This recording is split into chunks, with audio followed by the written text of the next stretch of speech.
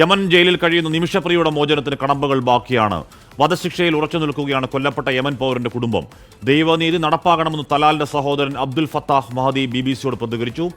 Yemen മതപണ്ഡിതർ അനുനയ നീക്കം തുടരുന്നുണ്ട്. ബൽറാം നുരങ്ങാടി ഡൽഹിയിൽ നിന്നും ആ വാർത്തയുടെ ഏറ്റവും പുതിയ വിവരങ്ങൾ ചേർന്നു. ബൽറാം, അത് സ്വാഭാവികമായും അവരെ കുറ്റം പറയാൻ കഴിയില്ല. അവരുടെ സഹോദരന് നേരിട്ട ഒരു ദുർഗതിയിൽ സ്വാഭാവികമായും അതിലെ ധാർമ്മിക രോഷവും ഈ പറഞ്ഞ കാര്യങ്ങളൊക്കെ അതിനകത്തുണ്ടാവും.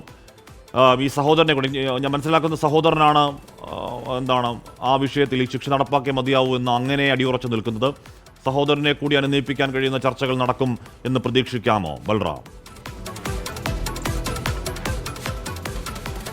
ഹാഷ്മി, നിമിഷപ്രിയയുടെ കാര്യത്തിൽ താൽക്കാലിക ആശ്വാസമായിരിക്കുന്നു ഇന്ന് നടക്കാനിരുന്ന വധശിക്ഷ നീട്ടിവെക്കുന്ന ഒരു സാഹചര്യം ഉണ്ടായിരിക്കുന്നു എങ്കിൽ പോലും ഇപ്പോഴും ഒരു തലാലിൻ്റെ കുടുംബത്തെ അനുനയിപ്പിക്കാനോ നിമിഷപ്രിയയ്ക്ക് മാപ്പ് നൽകുന്ന ഒരു തീരുമാനത്തിലേക്ക് അവരെ എത്തിക്കാനോ ഇതുവരെയുള്ള ചർച്ചകളിൽ കഴിഞ്ഞിട്ടില്ല. എങ്കിൽ പോലും അതിനായുള്ള തീവ്ര ശ്രമങ്ങൾ ഇപ്പോഴും തുടരുകയാണ്. അത് ബഹുമുഖമായുള്ള ശ്രമങ്ങളാണ് ഈ വിഷയത്തിൽ നടക്കുന്നത്. എടുത്തു പറയാവുന്നത് ഈ വിഷയത്തിൽ കാന്തപുരം AP അബൂബക്കർ മുസ്ലിയാരുടെ ഇടപെടൽ, അതിനെ തുടർന്നുണ്ടായ സൂഫി പണ്ഡിതനുമായി ബന്ധപ്പെട്ടുണ്ടായ ചർച്ചകൾ എന്നിവ ഈ വധശിക്ഷ നീട്ടിവെക്കുന്നതിൽ നിർണായകമായ പങ്ക് അതിന് നടത്താൻ കഴിഞ്ഞു. എങ്കിലും ആ ചർച്ചകൾ ഇപ്പോഴും തുടരുകയാണ്. അത് പ്രധാനമായും കൊല്ലപ്പെട്ട തലാൽ അബ്ദുൽ മഹദിയുടെ കുടുംബാംഗങ്ങളെ അനുനയിപ്പിക്കാനുള്ള ചർച്ചകളാണ്. അതിൽ അവിടുത്തെ യമനിലെ മതപണ്ഡിതരെ ഉൾപ്പെടുത്തിക്കൊണ്ട് ഭരണകൂടത്തിലെ ആളുകളെ അടക്കം ഉൾപ്പെടുത്തിക്കൊണ്ടാണ് ആ ചർച്ചകൾ മുന്നോട്ട് പോയിക്കൊണ്ടിരിക്കുന്നത്. അതിൽ കേന്ദ്ര വിദേശകാര്യ മന്ത്രാലയവും പങ്കുണ്ട് എന്നാണ് വ്യക്തമാക്കുന്നത്. പ്രത്യേകിച്ച് നേരിട്ട് ഇടപെടാൻ കഴിയാത്ത ഒരു വിഷയമാണ് ഔദ്യോഗിക തലത്തിൽ എന്നതുകൊണ്ട് തന്നെ പ്രാദേശികമായ 2 പേരുടെ സഹായത്തോടെയാണ് ഇതിൽ തങ്ങൾ ചർച്ചകൾ മുന്നോട്ട് കൊണ്ടുപോകുന്നത് എന്നാണ് വിദേശകാര്യ മന്ത്രാലയ വൃത്തങ്ങൾ അറിയിക്കുന്നത്. അതേസമയം ഹാഷ്മി സൂചിപ്പിച്ച പോലെ തന്നെ കൊല്ലപ്പെട്ട തലാലിൻ്റെ സഹോദരൻ അബ്ദുൽ ഫത്തേഹ് മഹദി ഈ വിഷയത്തിൽ വിട്ടുവീഴ്ചയില്ല, നിമിഷപ്രിയയ്ക്ക് വധശിക്ഷ നൽകണമെന്ന കാര്യത്തിൽ എന്ന നിലപാടാണ് ഏറ്റവും ഒടുവിൽ BBSPയോട് പ്രതികരിക്കുമ്പോൾ പോലും വ്യക്തമാക്കിയിരിക്കുന്നത്. അദ്ദേഹം എടുത്തു പറയുന്ന ഒരു കാര്യം എന്നുള്ളത് ഈ കൊലപാതകം എന്നുള്ളത് ക്രൂരമായ ഒരു കൊലപാതകമാണ് നടന്നത്. ഈ ഒരു വിഷയത്തിൽ ദൈവനീതി നടപ്പാക്കേണ്ടതുണ്ട്. ഒപ്പം തന്നെ ഈ കൊലപാതകത്തോടൊപ്പം തന്നെയാണ് നീണ്ടുപോയ വിചാരണയടക്കമുള്ള നിയമപരമായ നടപടികൾ നീണ്ടുപോയതിലൂടെ തങ്ങൾക്കുണ്ടായ മാനസികമായ സംഘർഷം അദ്ദേഹം ചൂണ്ടിക്കാണിക്കുന്നു. കൂടാതെ മൃതദേഹം വികൃതമാക്കുകയും ഒളിപ്പിക്കാൻ ശ്രമിക്കുകയും ചെയ്തു എന്നതിലെല്ലാമുള്ള രോക്ഷം അദ്ദേഹം BBC-യോട് പങ്കുവെക്കുന്നുണ്ട്. കൂടാതെ ഈ വിഷയത്തിൽ ഒരു പൊതു സമൂഹത്തിൻ്റെ ഒരു നിമിഷപ്രിയയ്ക്ക് അനുകൂലമായ തരത്തിലുള്ള ഒരു പൊതുവികാരം ഉണ്ടാക്കിയെടുക്കാനുള്ള ശ്രമങ്ങൾ നടക്കുന്നുണ്ട് എന്നും അദ്ദേഹം BBC-യോട് പ്രതികരിക്കുന്ന ഘട്ടത്തിൽ പറയുകയുണ്ടായി. ഈ ഒരു പ്രതികരണം ഒരു മാനസികാവസ്ഥയിൽ തന്നെ തലാലിൻ്റെ സഹോദരൻ നിൽക്കുമ്പോഴും കുടുംബത്തിലെ മറ്റു പലരും അനുകൂലമായ പ്രതികരണം ഇതിനകം തന്നെ ഈ ഒരു ചർച്ചകളോട്, അനുനയ ചർച്ചകളോട് നൽകിയിട്ടുണ്ട് എന്നാണ് നമുക്ക് ലഭ്യമാകുന്നത്. ഇവിടെ ഒരു പക്ഷേ ആ സഹോദരന്റെ ഒരു സഹോദരൻ നഷ്ടപ്പെട്ട മറ്റൊരു സഹോദരന്റെ വേദന എന്നതിനപ്പുറം ഇത് വല്ലാത്ത വൈകാരികമാണ്. ആ മേഖല ദമാർ മേഖലയിൽ വൈകാരികമാണ്, അവരുടെ കുടുംബങ്ങൾക്കിടയിൽ വൈകാരികമാണ്, ആ ഗോത്ര വിഭാഗങ്ങൾക്കിടയിൽ വൈകാരികമാണ്.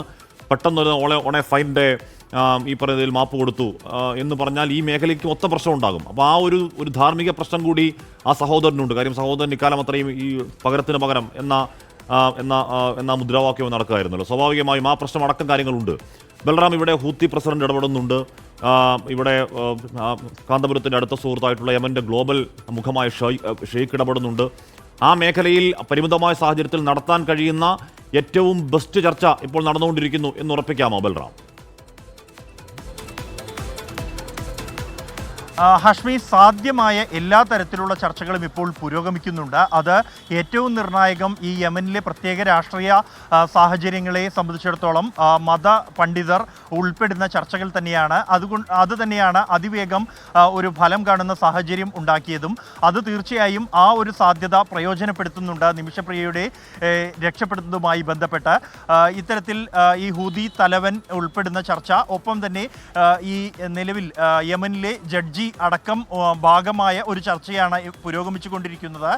പ്രത്യേകിച്ചും അതിൽ രാഷ്ട്രീയ നേതൃത്വത്തിനും സ്വാധീനമുണ്ട്. ഹഷ്മി സൂചിപ്പിച്ച പോലെ തന്നെ ഈ യമനിലെ സാമൂഹ്യ സാഹചര്യങ്ങൾ, സാംസ്കാരിക സാഹചര്യങ്ങൾ എന്നുള്ളവ ഈ ഇത്തരത്തിലൊരു ശിക്ഷാ നടപടിയെ സംബന്ധിച്ചിടത്തോളം പ്രസക്തമാണ്. അവരെ സംബന്ധിച്ച് വൈകാരികമായ പ്രശ്നങ്ങൾ ഉണ്ടാക്കിയ ഒരു വിഷയമാണ് ഈ തലാലിൻ്റെ കൊലപാതകം എന്നുള്ളത്. അത് പ്രത്യേകിച്ച് കൊലപ്പെടുത്തി എന്നതോടൊപ്പം തന്നെ മൃതദേഹത്തോട് അനാദരവ് കാണിക്കപ്പെട്ടു എന്ന വൈകാരിക വൈകാരികമായ പ്രശ്നമുണ്ട്. ഒരു സങ്കീർണമായ ഗോത്ര പാരമ്പര്യം നിലനിൽക്കുന്ന ഒരു പ്രദേശം കൂടിയാണ്. അവരുടെ വൈകാരികമായ പ്രതികരണങ്ങളും അതിന് ആ ഒരു സംസ്കാരത്തിന് അനുസരിച്ചാണ് ഉണ്ടാകുക.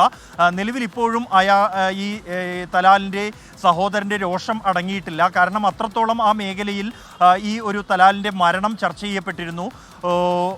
അതുകൊണ്ട് തന്നെയാണ് ഈ പണം വാങ്ങി മാപ്പ് നൽകുക എന്നുള്ളത് അവരെ സംബന്ധിച്ചിടത്തോളം, അല്ലെങ്കിൽ അത് വളരെ പെട്ടെന്ന് അത്തരം ഒരു നീക്കത്തിലേക്ക് തീരുമാനത്തിലേക്ക് എത്തുക എന്ന് അവരെ സംബന്ധിച്ചിടത്തോളം അത് ഒരു വലിയ വൈകാരിക പ്രശ്നമായി തന്നെയാണ് ഈ തലാലിൻ്റെ സഹോദരൻ അബ്ദുൽ ഫത്തേ മഹദിയുടെ വാക്കുകളിലും നമുക്ക് വായിച്ചെടുക്കാൻ കഴിയുക. എങ്കിൽ പോലും നിലവിൽ നടക്കുന്ന അനുനയ ചർച്ചകൾ അത് ആ ഗോത്ര വിഭാഗത്തെ, ആ ഇവിടുത്തെ സമൂഹത്തെ സ്വാധീനിക്കാൻ കഴിയുന്ന തരത്തിൽ ഉള്ള ഒപ്പീനിയൻ ലീഡേഴ്സാണ് ഈ ചർച്ചകൾക്ക് നേതൃത്വം നൽകുന്നത്, ഇവരെ അനുനയിപ്പിക്കാൻ ശ്രമിക്കുന്നത് എന്നുള്ളതും പ്രസക്തമാണ്.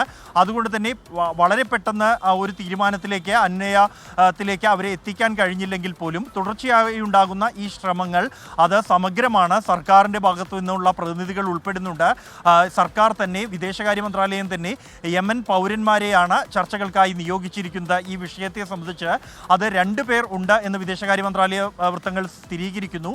എന്നാൽ ആരൊക്കെ എന്ന കാര്യത്തിൽ സ്ഥിരീകരണം നൽകുന്നില്ല. അത്തരം വിവരങ്ങൾ അത് അനൗദ്യോഗികമായതുകൊണ്ട് തന്നെ അത്തരം വിവരങ്ങൾ പങ്കുവയ്ക്കുക പതിവില്ല. ഒപ്പമാണ് മറ്റ് രാജ്യങ്ങളെ, ഇറാനെ, സൗദി അടക്കമുള്ള രാജ്യങ്ങളെ ഇടപെടുത്തി, കൂടാതെ യമനിൽ തന്നെ വ്യവസായികളായ സ്വാധീനമുള്ള ഇന്നിപ്പോ ഇന്ത്യൻ സമയം 9:00 വധശിക്ഷ നടപ്പാകേണ്ടതാണ് മുൻഉത്തരവ് പ്രകാരം. ആ സമയം എന്തായാലും കഴിയുകയാണ് അവിടെ. അപ്പോൾ എന്തായാലും ഇന്ന് ഈ ദിവസം എന്ന് പറയുന്നത് ആ ജീവിതം ഒരുപക്ഷെ തീർന്നു പോകേണ്ട ദിവസമായിരുന്നു. അത് മാറ്റിവെക്കാൻ കഴിയുന്നു കാന്തപുരത്തിൻ്റെ ഇടപെടലിൽ. എന്തായാലും അതിനുശേഷം കാന്തപുരത്തിൻ്റെ ഇടപെടലിൽ ഒരു ഡയലോഗിനെ വാതിൽ ഓപ്പൺ ആക്കുന്നു. അവിടെ ഈ പറയുന്ന രീതിയിൽ ആ കുടുംബവുമായി സംസാരിക്കാൻ കഴിയുന്ന, അവരിൽ സ്വാധീനം ചെലുത്താൻ കഴിയുന്ന ഏറ്റവും പ്രധാനപ്പെട്ട വ്യക്തികൾ തന്നെയാണ് ആ ചർച്ചയ്ക്ക് മേൽനോട്ടം വഹിക്കുന്ന, മുൻകൈ എടുക്കുന്നത്. അത് നിമിഷപ്രിയയുടെ നാട്ടിലേക്കുള്ള വരവിലേക്ക് എത്തും എന്ന് തന്നെ നമുക്ക് പ്രതീക്ഷിക്കാം. അവിടെ ചർച്ചകൾ തുടരുകയാണ്.